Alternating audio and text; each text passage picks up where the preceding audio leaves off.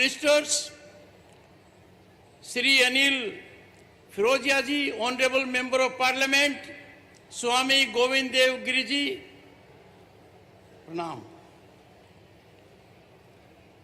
सभी विजेतागण को मैं हार्दिक धन्यवाद देता हूं। जय महाकाल। माननीय मंचासीन अतिथि, विद्वंजनों और सम्मानित अतिथिगण, उज्जैन में महाकाल की उपस्थिति का अपना एक दिव्य अनुभव है। यह शंकर की स्थली है, यहाँ आशुतोष का आनंद है, यह महादेव का वेग है, यहाँ उमापति का प्रेम है। ऐसी पावन धरा सतपुरियों में से एक धर्म नगरी उज्जैन को मेरा कोटि कोटि वंदन। इस पौराणिक, धार्मिक, आध्यात्मिक और ऐतिहासिक नगरी महाकवि कालिदास की कर्मभूमि में आज इस पावन अवसर के हर पल को मैं जीवन भर यादगार रखूंगा। मेरे लिए ये अविस्मरणीय और सदा स्मरणीय गौरव का पल रहेगा। ये वही धरा है जहां सांदीपनी आश्रम में भगवान श्री कृष्ण ने अपनी शिक्षा दीक्षा ग्रहण की थी। कवि कालिदास को आकर यहां ज्ञान की प्राप्ति हुई और भर्तृहरि को ज्ञान का प्रकाश मिला।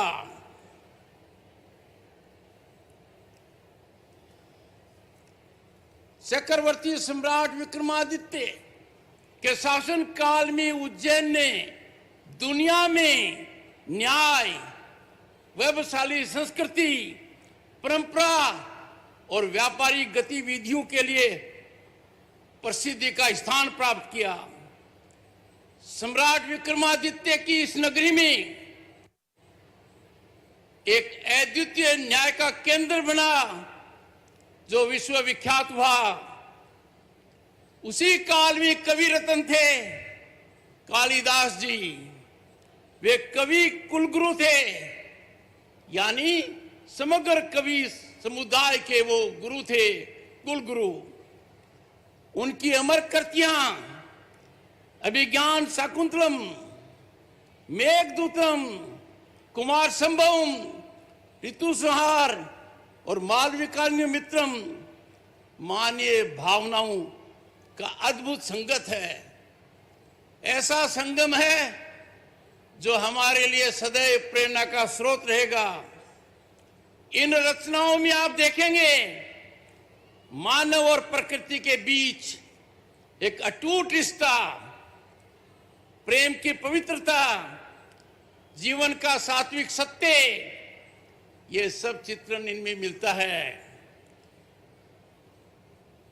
सम्मानित महापुरुषों, आज की ज्वलंत समस्या पर्यावरण की है। इसकी ओर हमारा ध्यान महाकवि कालिदास की रचनाओं से मिलता है। उनसे हमें बोध होता है कि पर्यावरण संरक्षण और सर्जन हमारे अस्तित्व के लिए अहम है। जागरूकता से जलवायु परिवर्तन के गंभीर समस्या पर सभी को ध्यान देना चाहिए और हमें याद रखना चाहिए कि हमारे पास पृथ्वी के अलावा दूसरा कोई रहने का स्थान नहीं है। यह अत्यंत गर्व की बात है और माननीय मुख्यमंत्री डॉक्टर मोहन यादव साधुवाद के पात्र हैं कि मध्य प्रदेश सरकार में आज के दिन कला और साहित्य को संजोने के लिए जो भूमिका निभा रहे हैं वो अनुकरणीय है, सराहनीय है। और आज का कार्यक्रम माननीय मुख्यमंत्री जी, इसका प्रणाम है, ये प्रमाण है। ये कार्यक्रम आज का ये 66वां अखिल भारतीय कालिदास समारोह हमारी संस्कृति का प्रतीक है। हमें याद दिलाता है कि दुनिया में हम कितने अद्भुत हैं। भारत जैसा कोई दूसरा देश नहीं है जिसके पास ऐसी सांस्कृतिक विरासत हो। आज इस अवसर पर हमने विभिन्न कला विधाओं के श्रेष्ठ साधकों को सम्मानित कर रहे हैं। जब मैं एक एक को सम्मानित कर रहा था, मैं प्रफुल्लित हो रहा था कि हम उनका सम्मान कर रहे हैं जो हमारी संस्कृति के सर्वश्रेष्ठ तत्वों को हमारे समक्ष रख रहे हैं। उनका सम्मान वास्तव में हमारी संस्कृति का सम्मान है, हमारी धरोहर के प्रति हमारी निष्ठा है। ये निश्चित है, ये ध्यान में रखने बात है। जो देश, जो समाज अपनी संस्कृति, अपनी सांस्कृतिक धरोहर को नहीं संभाल कर रखता है, वो समाज ज्यादा दिन नहीं टिक सकता है। हमें हमारी संस्कृति पर पूरा ध्यान देना होगा। हमारी सांस्कृतिक जड़ें हमें याद दिलाती हैं कि जीवन का सार क्या है, जीवन का मूल्य क्या है, जीवन का दर्शन क्या है और हमारे अस्तित्व का महत्व क्या है। 6 दशक से ऐसे कार्यक्रमों के द्वारा मध्य प्रदेश सरकार ये कार्य कर रही है और जिस तरीके से ये किया जा रहा है, जिन महान विभूतियों को सम्मानित किया गया है, आप साधुवाद के पात्र हैं। इसमें निरंतर बढ़ोतरी होनी चाहिए। भाइयों और बहनों, कोई भी समाज, कोई भी देश इस आधार पर नहीं चल सकता कि हम अधिकारों पर जोर दें। हमारे संविधान ने हमें अधिकार दिए हैं, पर हमें संतुलित करना होगा उन अधिकारों को हमारे दायित्व से। नागरिक के दायित्व होते हैं, नागरिक की जिम्मेवारी होती है। और इसीलिए आज के दिन मैं आपको आह्वान करूंगा, मन को टटोलिए। हम महान भारत के नागरिक हैं, भारतीयता हमारी पहचान है, हमारा राष्ट्रवाद में विश्वास है, राष्ट्र हमारा सबसे बड़ा धर्म है, राष्ट्र को सर्वोपरि रखते हैं और उसमें हर नागरिक को आहुति देनी है और उसका सबसे श्रेष्ठ माध्यम है कि नागरिक अपने कर्तव्यों का निर्वहन करे। आज के समय देखिए कितना क्रांतिकारी कदम हुआ है, नारी सशक्तिकरण हुआ है। आज की सरकार ने 3 दशक के बाद अटके हुए मामले को सिर पर चढ़ाया है, सिरे पार किया है। 1/3 आरक्षण लोकसभा और विधानसभा में नारियों का किया है। पर हमारी संस्कृति में झांक कर देखिए, कालिदास की रचनाएं इस बारे में एक संतुलित दृष्टिकोण प्रस्तुत करती हैं। अभिज्ञान शाकुंतलम में शकुंतला का चरित्र एक साधारण आश्रम कन्या से लेकर एक आत्मविश्वासी और दृढ़ नारी के रूप में विकसित होता है। हमने कर्तव्य पथ पर देखा, गणतंत्र दिवस पर वो दृढ़ता नारी की, उस नारी शक्ति को देखा। पर इसकी शुरुआत हमारे ग्रंथों में है, कालिदास इसके रचयिता रहे हैं। इन कृतियों में भाइयों और बहनों एक और बड़ी सीख छिपी है जिसकी ओर हमारा ध्यान देना चाहिए। कुटुंब प्रबोधन ये भारत के चरित्र में है। कुटुंब का ध्यान नहीं देंगे तो जीवन सार्थक कैसे रहेगा। हमें पता होना चाहिए हमारे पड़ोस में कौन है, हमारे समाज में कौन है, उनके क्या सुख दुख हैं, कैसे हम उनको राहत दे सकते हैं। ये जीवन को सार्थक बनाते हैं। और इसका एक चरित्र देखिए, भरत का चरित्र, जिसे उसकी मां ने गढ़ा। दुष्यंत को यह विश्वास दिलाता है कि ये उसका पुत्र है। भाई और बहनों, आज हम ऐसे समय में रह रहे हैं जो भारत उन्नति की ओर है। आर्थिक प्रगति अकल्पनीय है, दुनिया में सराह रही है। हमारी अर्थव्यवस्था नए मापदंड हासिल कर रही है।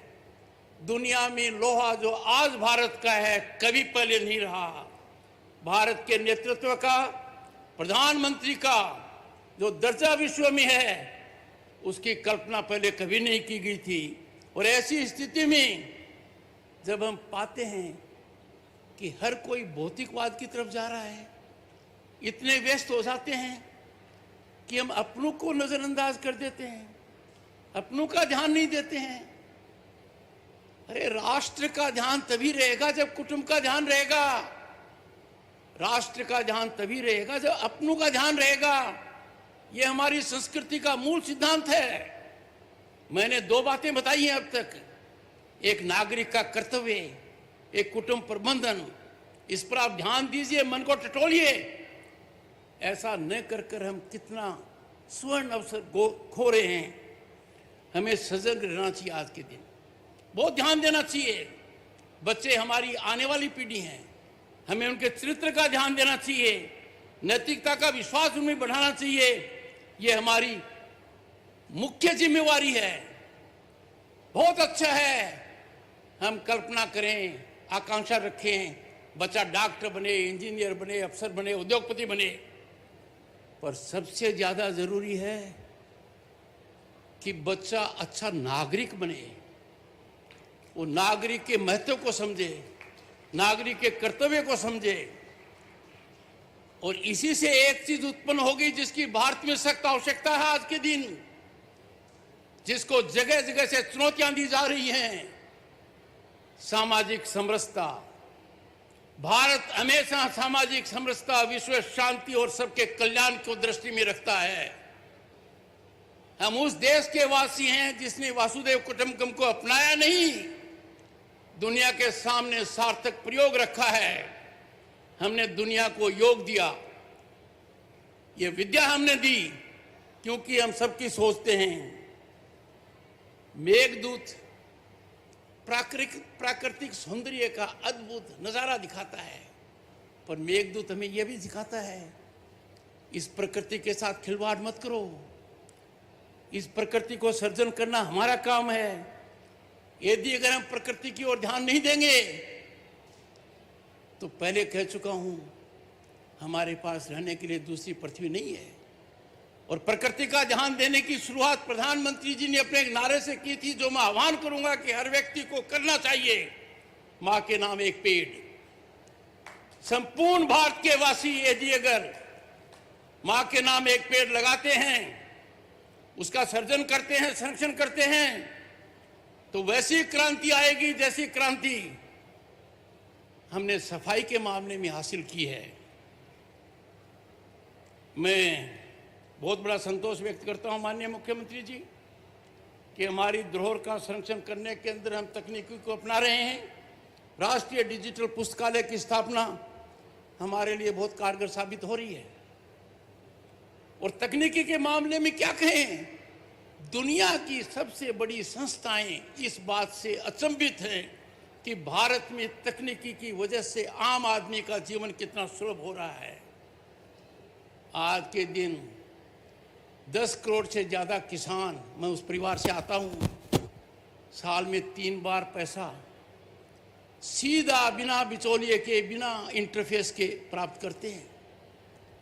When it comes to digital transactions, Bharat commands more than 50% of such transactions। और पर कैपिटा इंटरनेट कंजम्पशन देश का अमेरिका और चाइना को मिलाकर भी ज्यादा है। आज के दिन भारत एक ऐसा वातावरण प्रस्तुत करता है जहां हर व्यक्ति को एक मौका है, अवसर है कि वो अपनी प्रतिभा चमका सके, क्योंकि सबको समान अधिकार हैं, कोई एक दूसरे से बड़ा नहीं है। कानून का शिकंजा सबके पहुंचता है। जो कहते थे पहले कानून से हम ऊपर हैं, वो कानून के शिकंजे में हैं। आज के दिन इस पावन भूमि पर, इस पावन पर्व के ऊपर मैं आपसे आह्वान करता हूं, हमेशा राष्ट्र को सर्वोपरि रखें। हमारा राष्ट्र महान बनेगा, विकसित राष्ट्र बनेगा 2047 में। उसके लिए एक बहुत बड़ा हवन देश में हो रहा है। उस हवन कांड में हर किसी को आहुति देनी है। उस आहुति देने में कभी कमी नहीं करें। 2047 में पूर्ण आहुति होगी और निश्चित रूप से भारत दुनिया का सिरमौर होगा। मैं यही कहूंगा अंत में, शरीर नश्वर है, परंतु कीर्ति सदैव अमर रहती है।